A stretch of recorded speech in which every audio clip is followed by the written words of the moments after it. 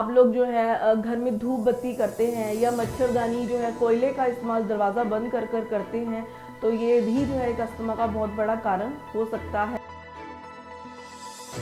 लोग जो है सिगरेट पीते हैं या तंबाकू जो है इस्तेमाल करते हैं, बीड़ी पीते हैं, तो ये भी एक बहुत बड़ा अस्थमा का कारण हो सकता है।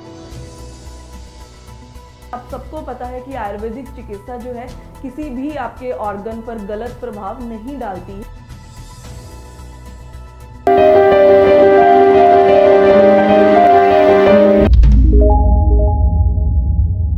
Sat Sri Akal, myself doctor Preeti Arora, work as medical officer in doctor Sharda Ayurveda Ludhiana. आज मैं आपके साथ बात करूंगी अस्थमा के बारे में। पहले भी जो है अस्थमा के बारे में आपसे कई बार डिस्कस कर चुकी हूँ, आपके साथ जो है जुड़ी रहती हूँ। आज मैं अस्थमा के कारणों के बारे में आपको बताऊंगी। देखिए, आजकल सर्दियां हैं, तो सर्दियों में जो बहुत ज़्यादा फोग होती है, ये भी जो है अस्थमा का एक बहुत बड़ा कारण हो सकता है।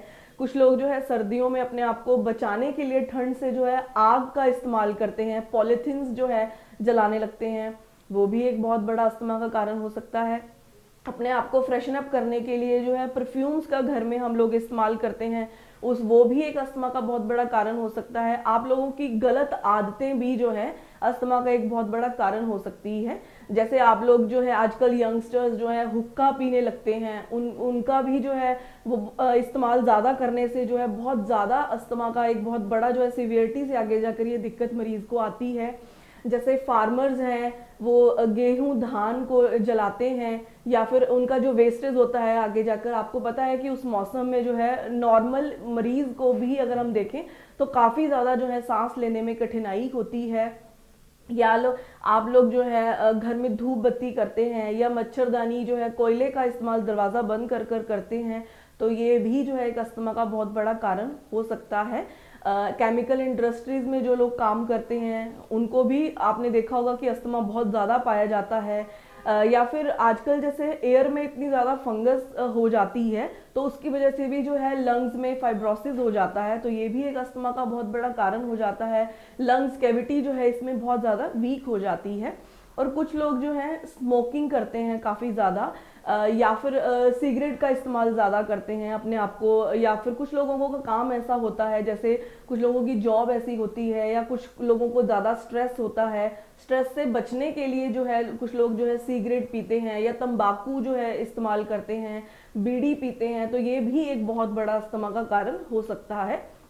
तो आप लोगों को ये जो सारी चीज़ें मैंने आपको अब बताई हैं, आप लोगों को इन सब चीज़ों का इस्तेमाल जो है करें आप, लेकिन ढंग से करें। जैसे आप मच्छरदानी कोयले का इस्तेमाल करते हैं या फिर आप घर में परफ्यूम्स का इस्तेमाल करते हैं, तो ये कुछ लोगों को जो है इन लोगों का इस्तेमाल कर सकते हो आप, लेकिन कुछ ध्यान से, क्योंकि अगर आप ध्यान नहीं रखेंगे तो आपको अपनी ही जो है आगे जाकर परेशानी का सामना इसमें करना पड़ेगा।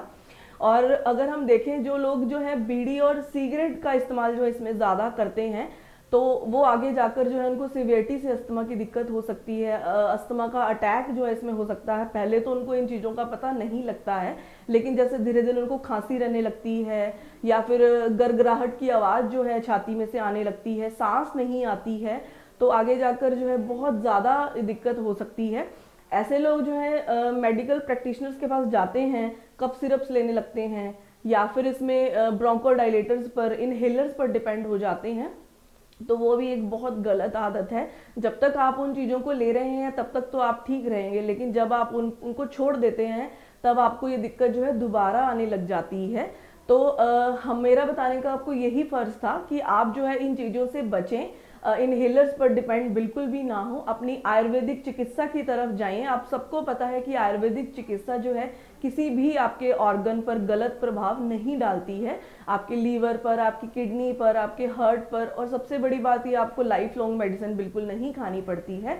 हमारे डॉक्टर शारदा आयुर्वेदा में बहुत सारे ऐसे पेशेंट्स आते हैं जिनका हम यहाँ पर इलाज करते हैं, अस्थमा का इलाज करते हैं, और उनको डी एडिक्शन, मतलब अगर जैसे बीड़ी ले रहे हैं या फिर स्मोकिंग ज़्यादा करते हैं, तो उनसे भी बचने के लिए हम अस्थमा से पहले उनका इलाज करते हैं, बाद में हम अस्थमा का इलाज शुरू करते हैं। तो बहुत से ऐसे मरीज हैं जो 100% यहाँ से ठीक होकर जाते हैं। तो आप हमारे डॉक्टर शारदा आयुर्वेदा में आ सकते हैं। हमारे हॉस्पिटल की 4 ब्रांचेज हैं, बठिंडा, मुक्तसर, लुधियाना और मोहाली। आप चारों ब्रांचेस में कहीं भी जाकर हमें दिखा सकते हैं और मेरे इस वीडियो के नीचे दिए नंबर्स पर भी आप हमें संपर्क करके हमसे बात कर सकते हैं। Thank you.